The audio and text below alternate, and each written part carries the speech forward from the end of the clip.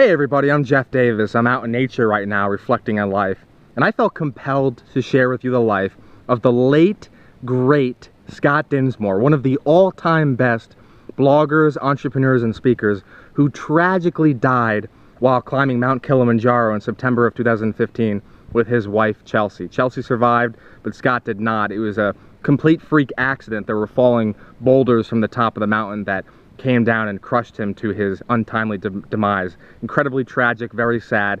And although I did not know him, I really wanted to share with you all that I've learned from him. I'm sure that he would smile if he knew that someone he didn't even know was impacted by his work and felt compelled enough to share that work with the world. I spent the entire weekend watching many of his YouTube videos, watching his TEDx talk, How to Find and Do Work You Love, which he did in San Francisco. I read many of his blog posts, and I've been sharing on my various social media channels a lot of his work because he did this planet an incredible service. Not only was he hugely inspiring, but he created practical content about how to get your ladder leaning against the right building and how to go from work that you don't like, a career you hate, to work you love. One of the things that Scott was most proud of is that if you would sit down and eat lunch with him, you would probably quit your job after eating lunch with him. And he said he was up to an 80% quit rate, where he would sit down with people and he would ask them, why are you doing what you're doing? And the answer would be, because I'm supposed to, or because I should. And Scott would grimace and would say, that is the worst reason to do something, because you're supposed to or because you should. And he then, on his website, liveyourlegend.net, provided practical content to help people go from where they are to where you want to be. His dad said, and I'm quoting his dad here in one of the articles I read recently, Scott lived more in 33 years than most people live in a lifetime. I couldn't agree more. Scott has not only lived an incredible life that has inspired tens of thousands of people around the world, but he's left a legacy.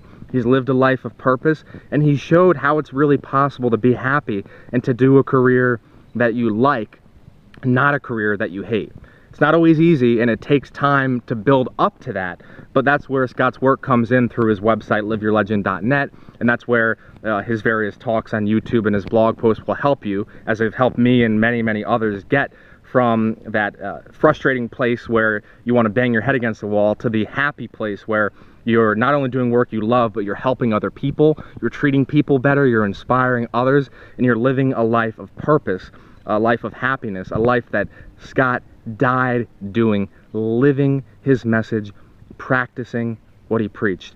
This is a little bit embarrassing to admit, but yesterday I was watching Scott and Chelsea's wedding video. It's on the About page of liveyourlegend.net, and I broke down in tears because I could see how much they loved one another, and to know that Scott was taken from her so early on and earlier than expected was very, very sad, very tragic. And the one good thing that I can take from this is that he's inspiring so many people, not only during his life, but even now in his death. He is still continuing to inspire many people.